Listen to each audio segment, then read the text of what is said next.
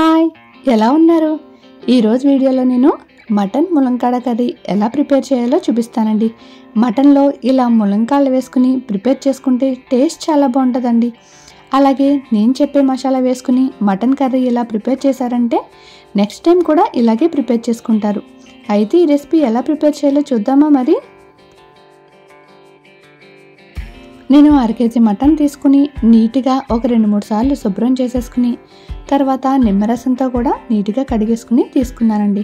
ఇలా నిమ్మరసంతో కడుక్కోవడం వల్ల మటన్ అనేది నీచువాచన లేకుండా చాలా బాగుంటుందండి. మటన్ గ్రేవీ కర్రీ ప్రిపేర్ చేసుకున్నప్పుడు ఇలా మీడియం సైజ్ ముక్కలు తీసుకోవాలండి. ఇప్పుడు దీన్ని పక్కన పెట్టేసుకుని స్టవ్ ఆన్ చేసుకుని ఒక కుక్కర్ పెట్టుకుని దానిలోకి ఆయిల్ యాడ్ చేసుకున్నానండి. ఆయిల్ వేడయ్యాక కొద్దిగా జీడిపప్పును కూడా యాడ్ చేసుకున్నాను.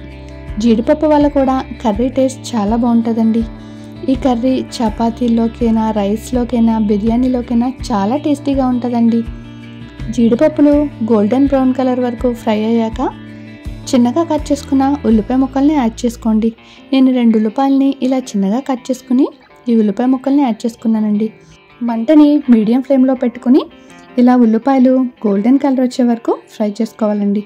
ఈలోపు మనం ఇంకో స్టవ్ మీద మసాలాని ప్రిపేర్ చేసుకుందాము. స్టవ్ ఆన్ చేసుకుని ప్యాన్ పెట్టుకుని దానిలోకి 2 టేబుల్ స్పూన్ ధనియాలని యాడ్ చేసుకోండి. 1 టేబుల్ స్పూన్ జీలకర్ర, ఒక అనాస పువ్వుని ఇలా ముక్కలుగా చేసుకుని దాన్ని యాడ్ చేసుకోండి. అలాగే 4 లవంగ మొగ్గలు, 5-6 మిరియాలని, చిన్న దాల్చిన చెక్క ముక్క, వీటన్నిటిని మంటని మీడియం ఫ్లేమ్లో పెట్టుకుని బాగా ఫ్రై చేసుకోవాలండి.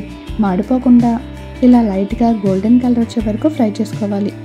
ఇవి కాస్త ఫ్రై అయినవి అనిపించినప్పుడు ఒక బిర్యానీ ఆకుని చిన్న ముక్కలుగా కట్ చేసుకుని వేసుకోండి. అలాగే ఇప్పుడు స్టవ్ ఆఫ్ చేసేసుకుని 1 టేబుల్ స్పూన్ గసగసాలని యాడ్ చేసుకుని ఇలా ఫ్రై చేసేసుకోండి. ఆ వేడికి గసగసాలు త్వరగానే ఫ్రై అయిపోతాయండి. వీటిని చల్లారే వరకు పక్కన పెట్టేసుకుని చల్లారిన తర్వాత ఒక మిక్సీ జార్ తీసుకుని ఇప్పుడు మనం ఫ్రై చేసుకున్న ఈ మసాలా దినుసులన్నిటిని ఒక మిక్సీ జార్లో యాడ్ చేసేసుకుని మెత్తగా పొడి చేసుకోవాలండి. ఇలా అప్పటికప్పుడు ప్రిపేర్ చేసుకున్న మసాలాని వేసుకుంటే ఈ మటన్ కర్రీ చాలా టేస్టీగా ఉంటుందండి. దీనిలోకి 6 వెల్లుల్లి రెమ్మలు, చిన్న అల్లం ముక్క, ఒక చిన్న సైజు టమాటాని ఇలా ముక్కలుగా కట్ చేసుకుని వీటిని యాడ్ చేసుకుని బాగా మిక్సీ పట్టేసుకోండి. అన్నీ ఒకసారి మిక్సీ పట్టుకున్నామంటే ధనియాలు అవి మెత్తగా అవ్వవు కాబట్టి అవి మిక్సీ పట్టుకున్న తర్వాత వీటిని యాడ్ చేసుకుని ఇలా పేస్ట్లా మిక్సీ పట్టేసుకోండి. ఈ మసాలా వేయడం వల్ల మటన్ కర్రీ టేస్ట్ చాలా బాగుంటుందండి. మధ్య మధ్యలో ఇలా ఉల్లిపాయల్ని కలుపుతూ ఫ్రై చేసుకోవాలి, లేదంటే ఉల్లిపాయలు మాడిపోతాయి. ఉల్లిపాయలు ఇలా ఫ్రై అవ్వాలండి. మరీ గోల్డెన్ కలర్లో కాకుండా కాస్త మీడియంగా ఇలా ఫ్రై అయిన తర్వాత మనం ముందుగా కడిగించుకున్నాం కదా మటన్ని, ఆ మటన్ని కూడా ఈ ఉల్లిపాయ ముక్కల్లో యాడ్ చేసేసేయండి.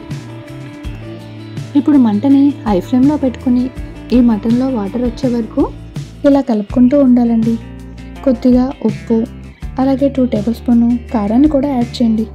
ఈ మటన్కి ఉప్పు కారం పట్టే వరకు ఇలా మంటని హై ఫ్లేమ్లో పెట్టుకుని ఒక 2-3 మినిట్స్ పాటు ఇలా ఫ్రై చేసుకున్నామంటే మటన్లో ఉన్న వాటర్ అంతా వచ్చేసి మటన్కి ఉప్పు కారం పట్టి మొక్క టేస్ట్ చాలా బాగుంటుందండి. ఇలా ఫ్రై చేసుకున్న తర్వాత మనం ముందుగా మిక్సీ జార్లో పచ్చి మసాలాని గ్రేవీ చేసి ఉంచుకున్నాం కదా, ఈ మసాలాని ఈ మటన్ కర్రీలో యాడ్ చేసేసేయండి.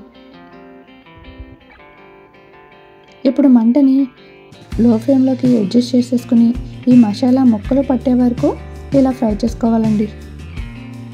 ఈ మసాలా అంతా బాగా ఈ మటన్కి పట్టే వరకు కలుపుకుంటూ ఫ్రై చేసుకుంటే మటన్ కర్రీ టేస్ట్ చాలా బాగా వస్తుందండి. ఇప్పుడు చూడండి, ఆయిల్ సెపరేట్ అయ్యే వరకు ఇలా ఫ్రై చేసుకున్న తర్వాత దీనిలోకి కొద్దిగా వాటర్ని యాడ్ చేసుకోవాలండి. నేను కుక్కర్లో ఉడకబడుతున్నాను కాబట్టి వాటర్ కొద్దిగా యాడ్ చేసుకుని విజిల్స్ వేయించేసుకుంటున్నాను. ఇప్పుడు మూత పెట్టేసుకుని 6 నుంచి 7 విజిల్స్ వరకు వేయించాలండి. ఇలా వేస్తే మటను మెత్తగా అయ్యి ఈ మసాలాలన్నీ పట్టి టేస్ట్ చాలా బాగుంటుందండి.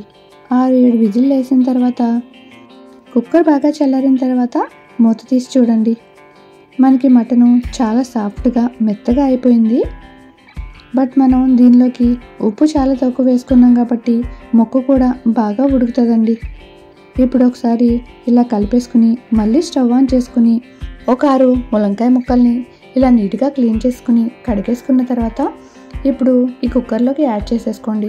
ముందుగానే మనం మునక్కాయ ముక్కలు వేసి విజిల్స్ వేయించామంటే మునక్కాయ మొత్తం పేసమైపోయి కర్రీ అంతా ముల్లం తుక్కుతో ఉంటుందండి. ఇలా ఉడికించేసుకున్న తర్వాత టేస్ట్ చేసుకుని ఉప్పుని కారాన్ని అడ్జస్ట్ చేసుకుని ఇప్పుడు మళ్ళీ మూత పెట్టేసుకుని ఒక విజిల్ వస్తే సరిపోతుందండి. ఈ మునక్కాయ ముక్క మనకి చాలా మెత్తగా ఉడికిపోతుంది. ఆల్రెడీ మనకి 6-7 విజిల్స్తో మటన్ కూడా ఉడికిపోయి ఉంటుంది కాబట్టి ఈ మునక్కాయ ముక్కలు ఉడికితే సరిపోతుందండి. మటన్ కర్రీలో ఇలా మునక్కాయ యాడ్ చేసుకుని కర్రీ ప్రిపేర్ చేసుకున్నారంటే చాలా టేస్టీగా ఉంటుందండి. అది ముదరగా ఉన్న మునక్కాయని యాడ్ చేసుకుంటే ఇంకా టేస్టీగా ఉంటుందండి. ఒకసారి మొత్తం ఇలా కలిపేసుకుని టేస్ట్ చేసి ఉప్పు కారాన్ని అడ్జస్ట్ చేసేసుకోవచ్చు. లాస్ట్లో దీనిలో కొద్దిగా కొత్తిమీరనైనా యాడ్ చేసుకోవచ్చు. ఈ mutton curry biryani, rice, chapati, రోటీ దేనిలోకైనా చాలా టేస్టీగా ఉంటుందండి. తప్పకుండా మీరు ఇలా మసాలా ప్రిపేర్ చేసుకుని ఈ కర్రీ ప్రిపేర్ చేసి చూడండి, చాలా టేస్టీగా ఉంటుంది. మునక్కాయ ముక్క కూడా తినే కొద్ది తినాలనిపిస్తుంది, మటన్తో పాటు ఉడికింది కాబట్టి.